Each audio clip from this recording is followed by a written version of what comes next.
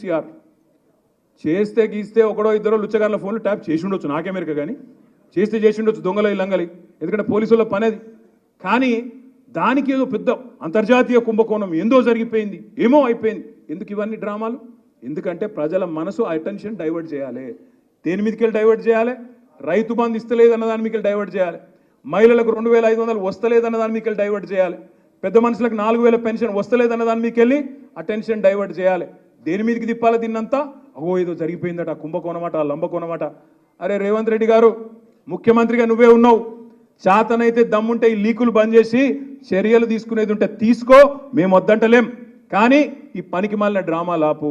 గత ప్రభుత్వం ఓట్లేసి గెలిపించిన ప్రజల్ని భయపెట్టి పోలీసులు కేసులు పెట్టి ఫోన్ ట్యాపింగులు చేసి ఎవరు ఏం మాట్లాడుకుంటారో ఎవరింట్లో భార్య భర్తలు మాట్లాడుకున్నా వినాలన్న దుర్మార్గమైన ఆలోచన గత ప్రభుత్వం చేసి ఆయన మాట్లాడుతుండే కేటీఆర్ కొద్దిమంది విన్నామని. ఏం పనే మంది సంసారాలలో ఏలు పెట్టి చూసే పని మీకు?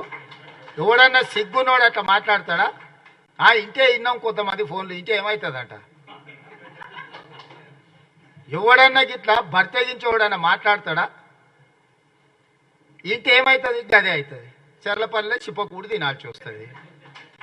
ఇప్పుడు వాళ్ళు చెప్పినట్టు ఇన్న అధికారులు ఈరోజు ఊసలు లెక్క పెడుతున్నారు.